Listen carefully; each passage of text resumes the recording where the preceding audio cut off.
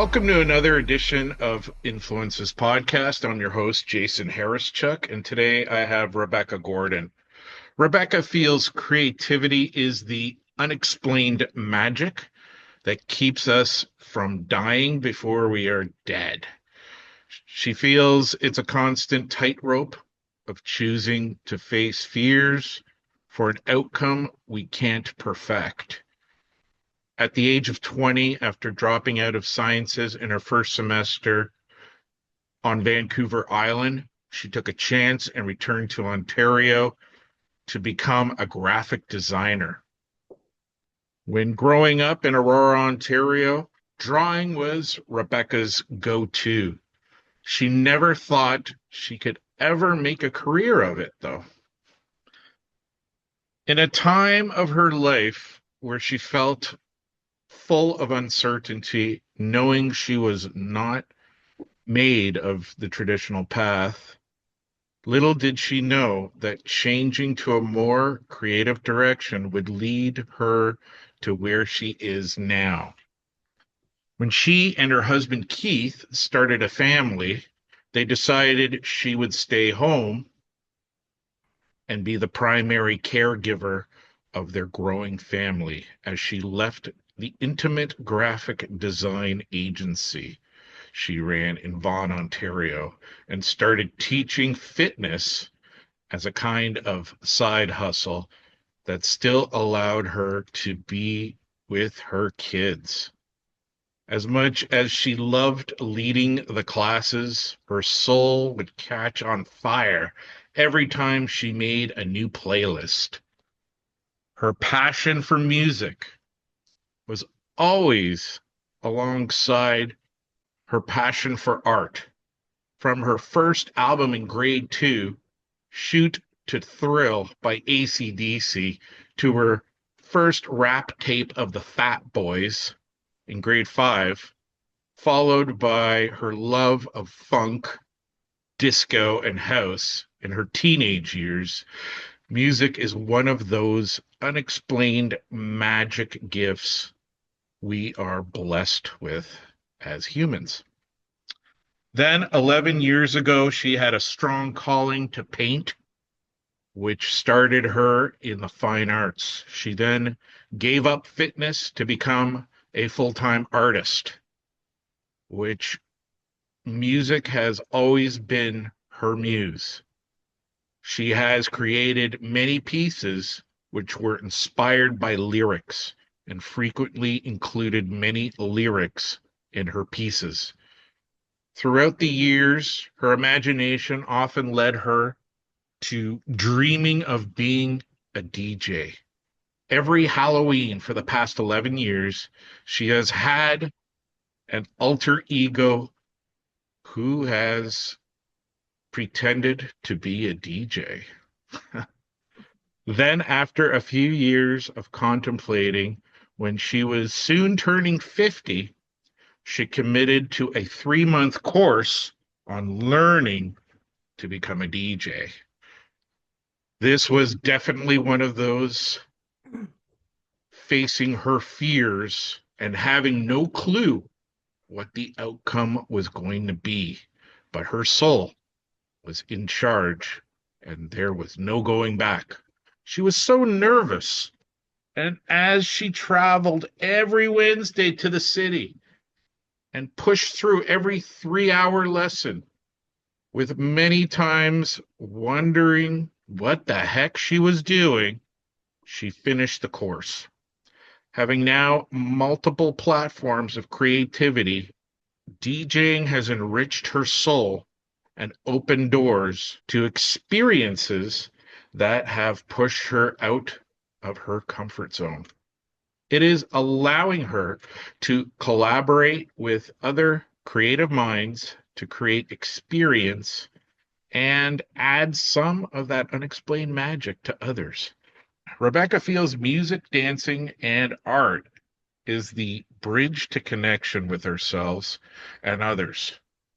As she heard someone once say, a stranger in life is a neighbor on the dance floor. As she explores and continues as a forever student in this new to her creative platform, her go-to tends to be funk, old school soul, disco, and house. However, she's not locking herself in a box and tends to love the unexpected. As long as she feels whatever it is she's playing throughout her mind, body, and soul, then she's game. Rebecca Gordon, welcome to the program, Thank Influences you. Podcast. Great to have you. Thank you very much for having me. Wow, that I liked reading that whole thing out because it's like a story, like one of Oh, the short stories you'd read in an anthology. So that's okay. pretty much why um I really like that bio.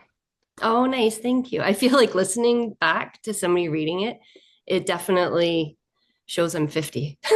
Because I'm like 10 Well, different yeah, lives because you know how to that I've write. lived. And I've just rebirthed myself so many times. Yeah, yeah. So you're 50. Like, Yeah, I'll be 51 in March. oh wow, okay. So you and I are contemporary. You and I are pretty well the same age, actually. Okay. Not like it matters or anything, but No, it's it's kind of no. it's kind of cool. Like I'm a February Oh, 70 okay. baby, so yeah. Okay, nice. So so just to start off, in your bio it says that throughout the years you've always dreamed of being a DJ. How did you experience, excuse me, how did your experience as a graphic designer, fitness instructor, and artist help you fulfill this dream? Take us through that journey. Um, so I say in my bio, I always drew and was more creative as a kid. And then just through high school, I guess 80s parents, no direction kind of thing. So I kind of thought sciences, kind of the mainstream was the way you had to go. Yeah, Even though I actually loved art and industrial design was actually one of my favorite in high school. I really, really struggled in the sciences and maths, but kept pushing to do it. And then, so when I did go out to BC, I only did part time for Bachelor of Science and realized it really wasn't, I was really swimming upstream.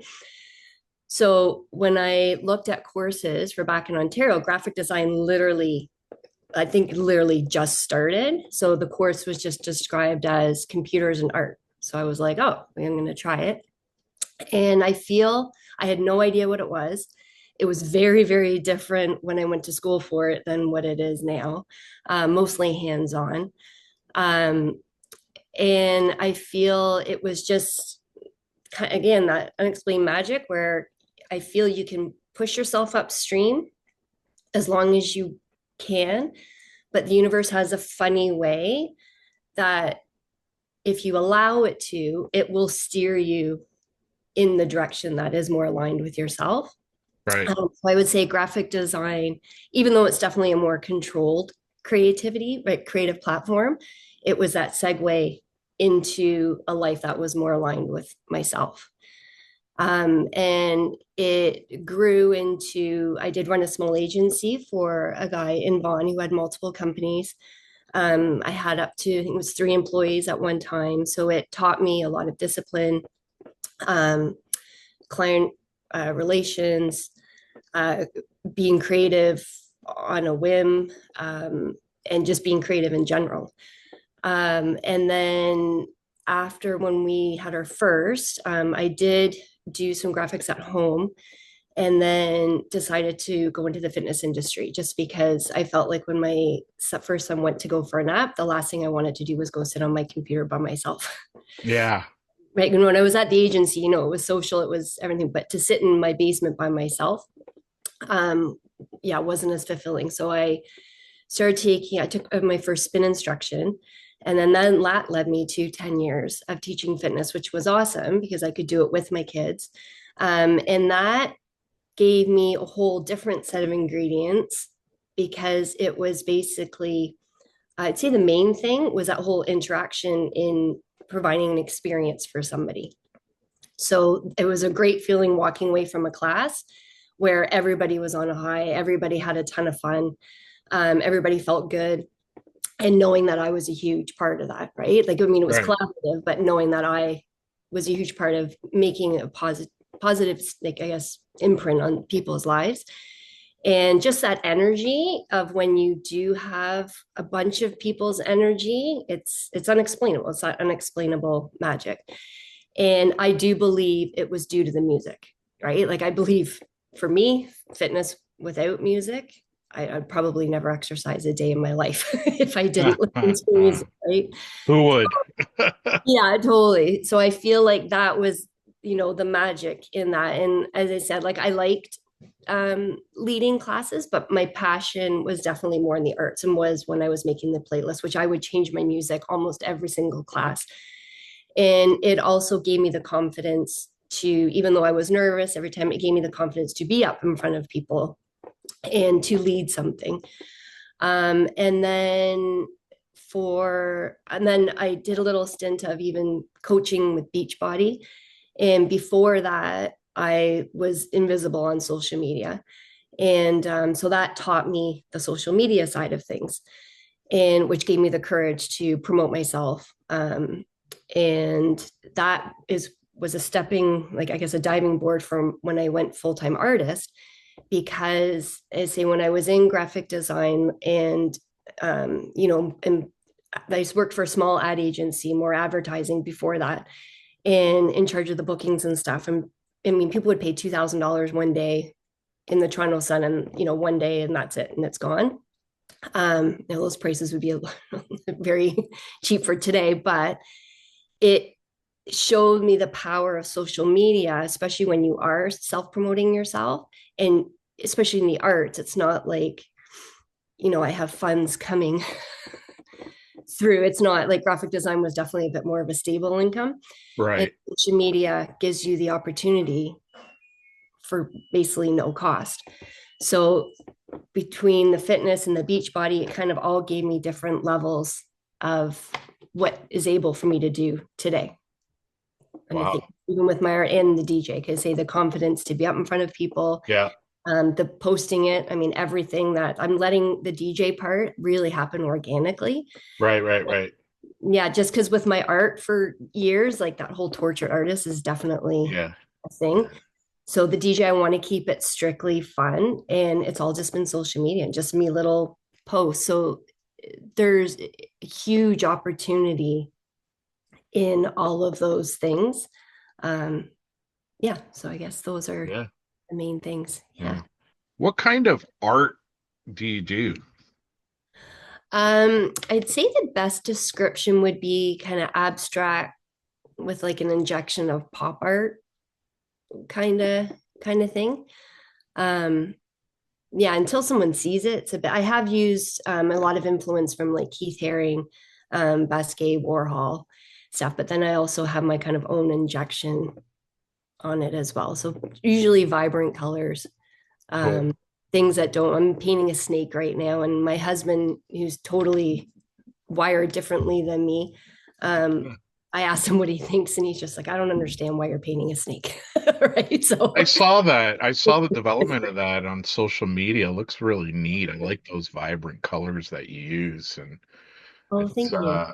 it's really modern, I thought. Like more of a modern type of art, I feel like maybe even reminiscent of Picasso's later period Right, when he was right. a little more abstract. So that's why I asked you. I kind of wanted you to characterize what you feel your art is, like what kind of art it is. So that's Yeah, it's not neutral. It's not cool.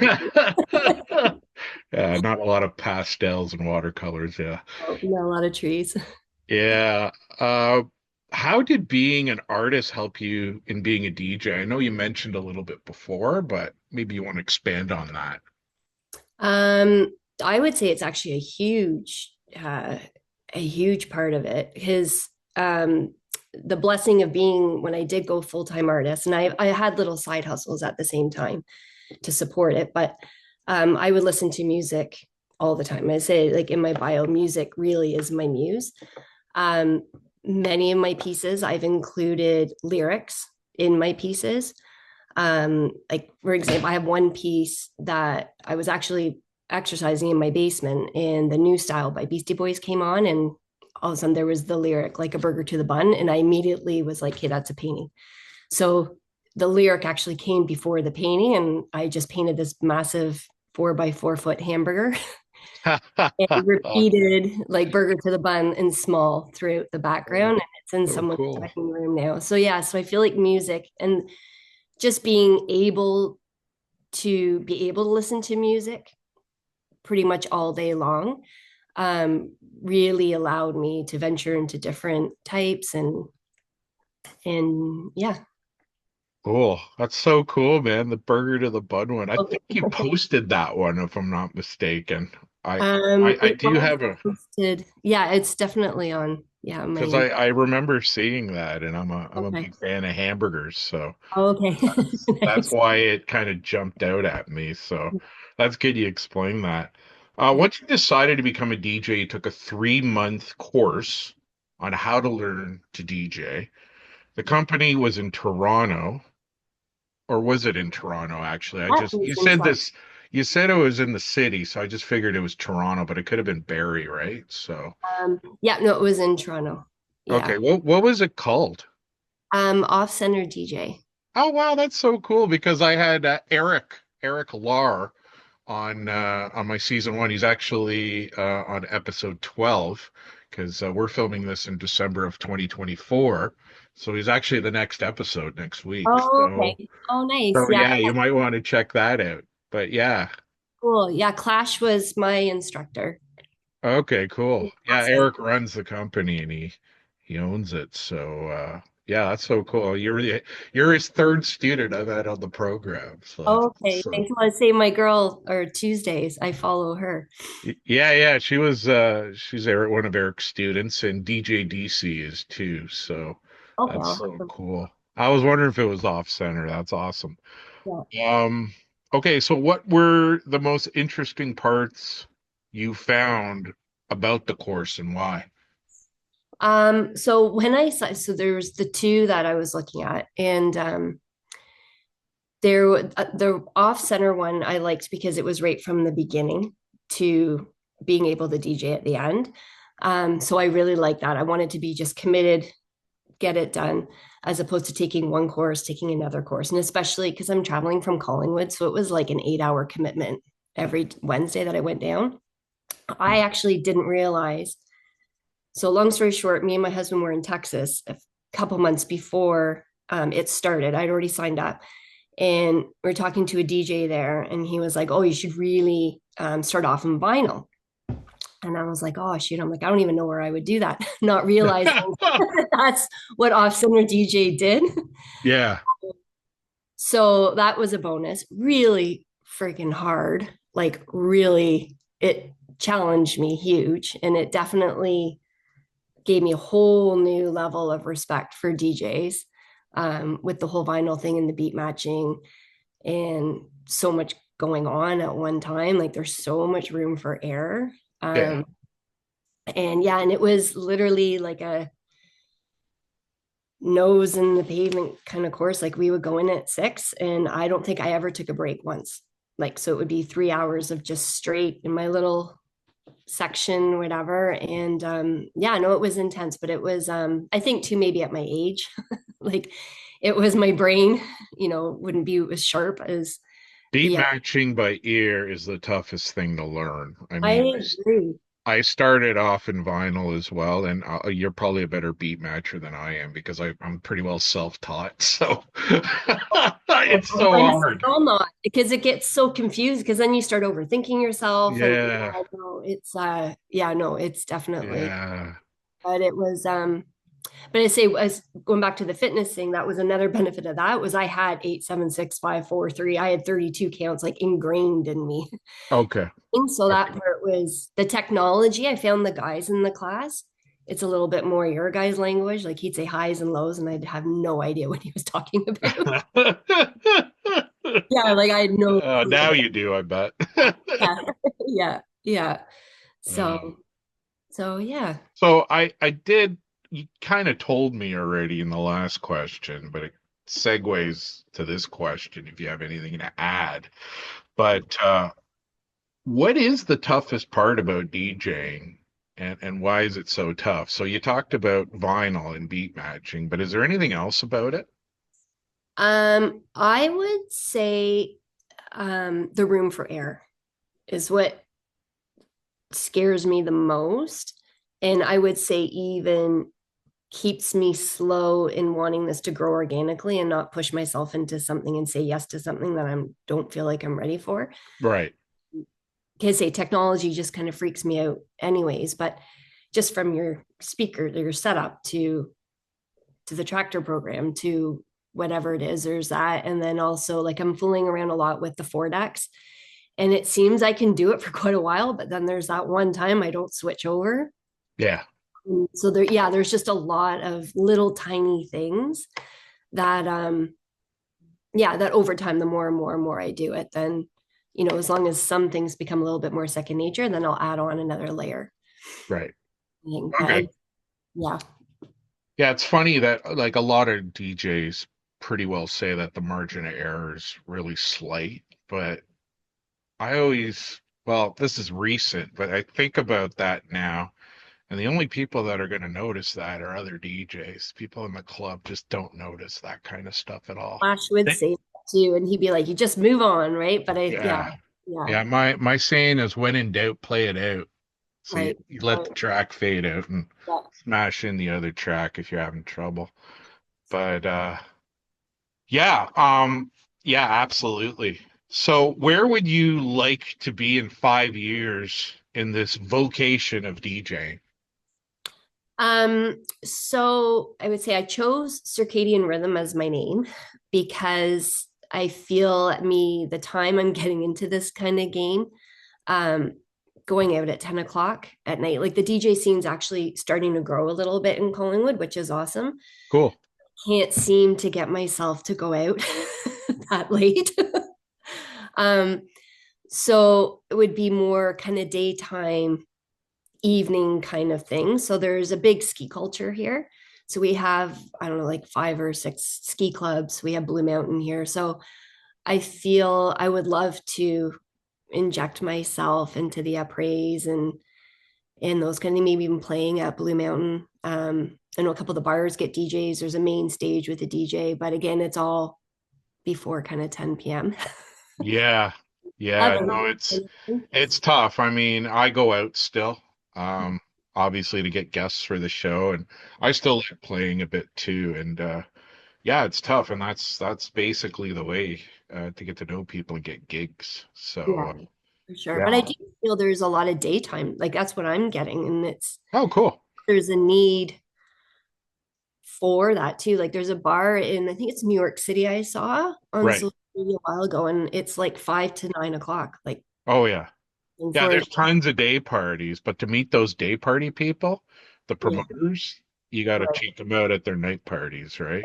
So But yeah, I mean that would be ideal. I'd love to DJ at a ski hill. I've seen some of those videos on YouTube and they're fantastic.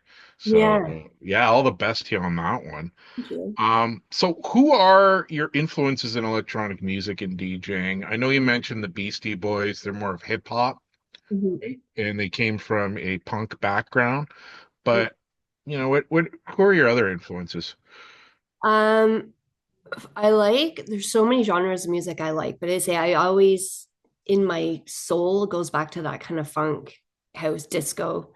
Um, I really like, say, like Oliver Dollar, Right. Angelo Ferrari. I'm really, really like a lot. Purple Disco Machine is probably one of my favorites now too. Actually went to see him in Miami a couple years ago. He's awesome. Um, I'm loving Fatboy Slim. So Oh, I yeah. loved him like back in the day, but I'm really falling in love with him all over again. And it's like tracks that I hadn't heard, like not as mainstream kind of Yeah. stuff. And Yeah. even I watch him a lot on YouTube, and I don't know, I feel he's pretty, he's pretty cool Yeah. guy. He's one of my bucket list DJs to go see actually. So Me yeah. too. I'm trying to get my husband and me to go to England next year. He does like it's a new thing, a 3-day festival and like hotels Oh, cool. and a thing. But yeah, no, he's an awesome performer. He's yeah. I was Uh, just gonna wait for him to come to Toronto, but that idea you have sounds better. I know. I'm like, I don't know. Is he gonna come here? Because yeah. He comes once in a while, but like it's tough because I wanted to go see Sam Divine as well, and they always come on weekends. Right. I'm not available, right? So And but yeah, well, and me and my husband actually we had tickets to see Purple Disco Machine at the History this year, and right. I was all excited. And he we got on the 400 and there was an oil spill. Oh no. Literally shut down, and then yeah, we turned around and we were home by midnight, so we missed it. Ah, I know, but sucks. I know. Yeah. But Ah, anyways, next time. I miss DJ Heather like that too. I got sick and couldn't go um, to the show. So those things happen. yeah. So I like asking this question, all my guests, so I'll ask to you as well. How do you feel that you are an influence on DJing or electronic music in general? Um, so if I was an influence on it, I would say just my age. Okay.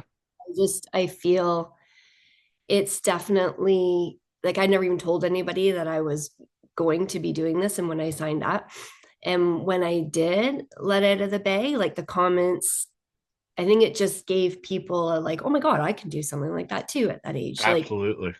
so I feel, yeah, I feel that would be it. Yeah, and the fact that you what really struck me about you is you come from a visual arts background, and that's very rare from what I've seen.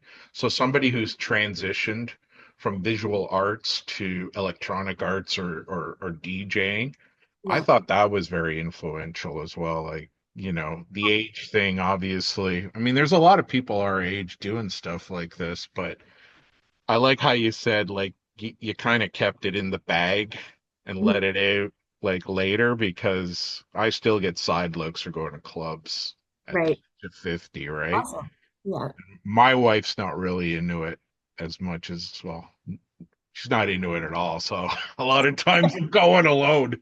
And yeah, but Rebecca, it's been fantastic having you.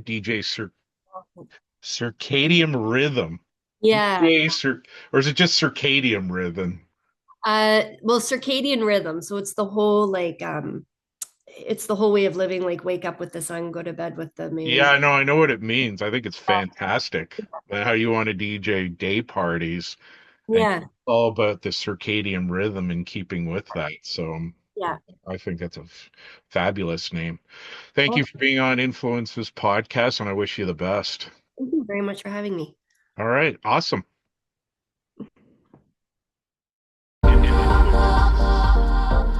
You have been watching and listening to Influences Podcast. Influences Podcast is written, produced, and hosted by yours truly, Jason Harrischuk. Also produced by Angela Churchill, aka Purple Sapphire. My social media consultant is Christina Laukinen, also known as My Girl Tuesday. Check out Influences Podcast on Instagram at influences_podcast. That's influences_podcast. Thanks for watching and listening.